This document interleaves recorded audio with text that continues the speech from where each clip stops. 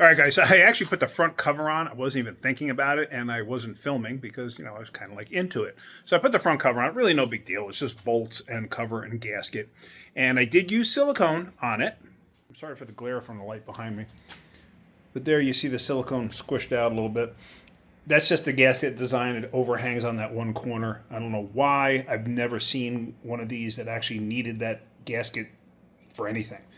But anyway, you can see a little bit of silicone hanging out. So now the next step is we're going to put the head gaskets on. Now, if you look, it says front right there. So the thing is, here is front here for this side. Okay. This is the front of the engine. So there is front there. Okay, but now if you go grab the other gasket, which I have here,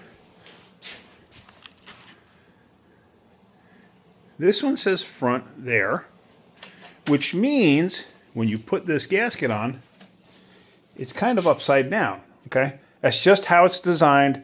It doesn't make a difference, okay? Because people will see this and think, uh-oh, that's a problem. It's not. It's just how it's designed. No big deal, okay?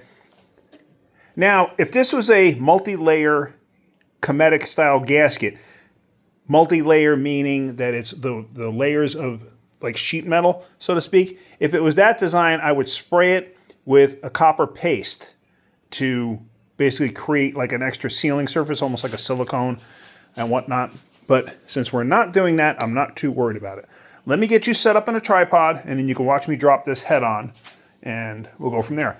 The left and right head are exactly the same. There is no difference on this because it is a pushrod V8 engine. There is no difference. If it was an overhead cam, then there should be a difference. Not all the time, but most of the time there is.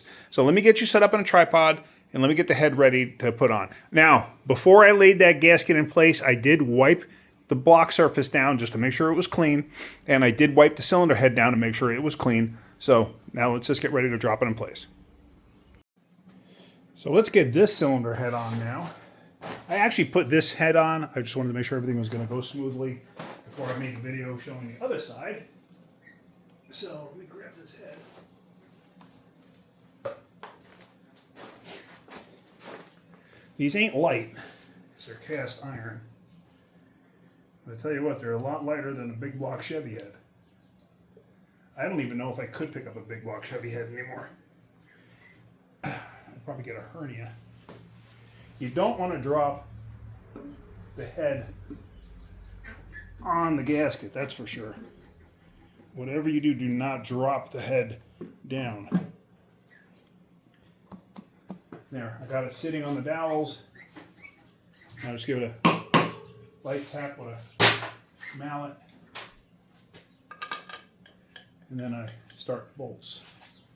I can move you over. I could show you this. Now, one thing I do, if you notice, I have a coating on the bolts. I'll explain that in a minute. Now, we're reusing the old bolts because these are not torque to yield bolts. I know I don't have my mic. I just realized I don't have my microphone on. These are not torque to yield, meaning you don't go and torque them down to, say 50 foot-pounds and then a quarter turn or half turn or 180 degrees or whatever they tell you to do. Those are called torque to yield. And if you have those, you have to replace them. These you do not. These you can just tighten down and then reuse them.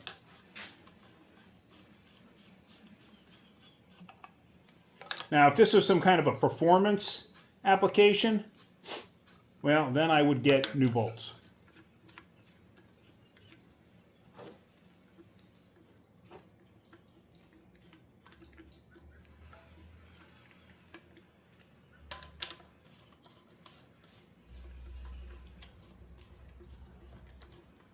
Notice I'm not whacking it down with a gun or anything like that. It's unnecessary.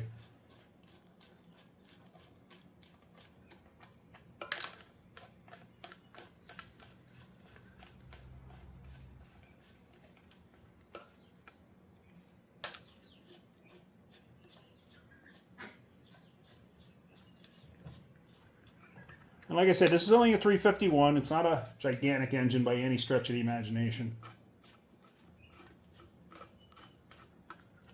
How far can you see? Oh, you can't see back there. Okay. Now, that lubricant that you saw on the threads and on the underside of the head is this stuff. Okay. I use this stuff on head bolts. You ever go to tighten up a head bolt and you can kind of feel it going gink, gink, gink as you're tightening it? Yeah, this will help prevent that from happening. So you wind up getting a more precise torque with this. So I'll put a link in the description for it. All right, so let's torque this head. Now it calls for 85, 95, then 105 to 110. So those are the 3 steps. But you're not torquing to yield. You're not going, 120 degrees or anything like that. That's different. But here I am just setting the bolts down first.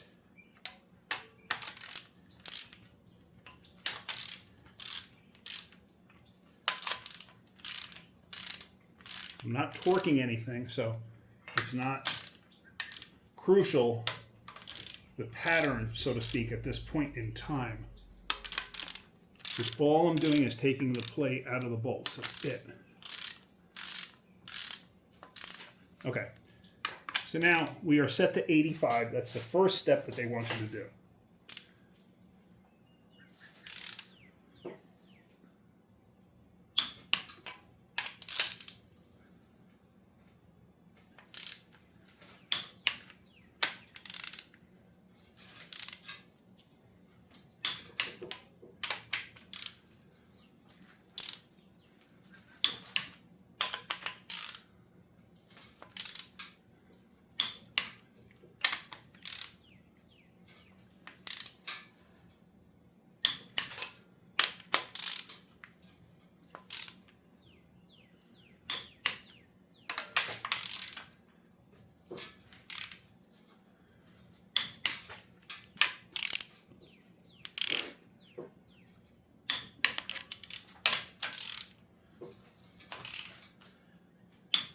Okay, so that's 85.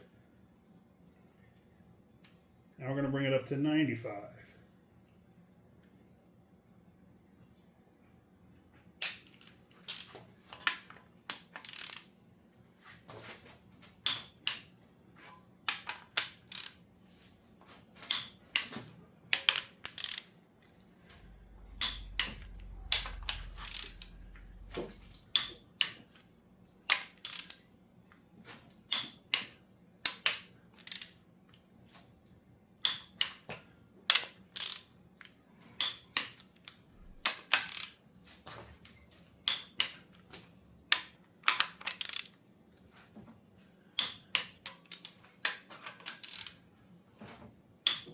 Okay, and now finally we're going to go up to 110.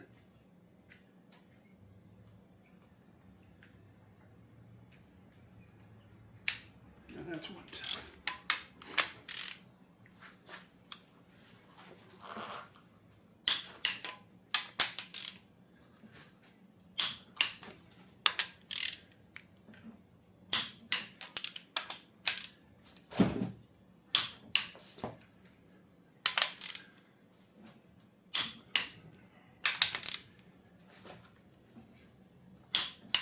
Now, it's not super critical on an old school engine like this with cast iron heads that you follow the exact pattern each and every time. You got to be close.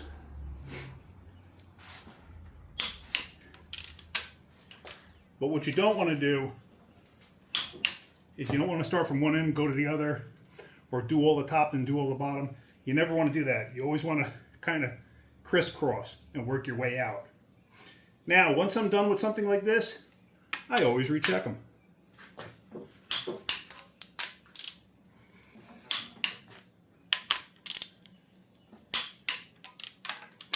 Because you never know.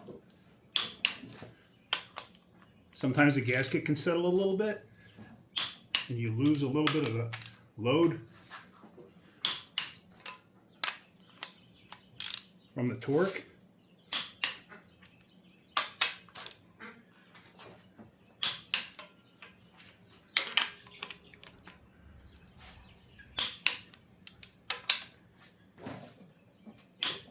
All right, that's good. Okay, that is actually going to end this video. My next video that I'm going to make is going to be, on putting the lifters and the rockers on. I do not have an oil pan gasket. Thought I had one. Do not. So got to get that too. So waiting for that, and water pump itself. We don't have a water pump for this, so waiting for all of that. So, but my next video is going to be putting rocker arms on. All right. Well, that's it for now. I hope you got something out of that. If you did, hit that like button. If you could, please subscribe. All right, guys. Have a great day. Keep wrenching.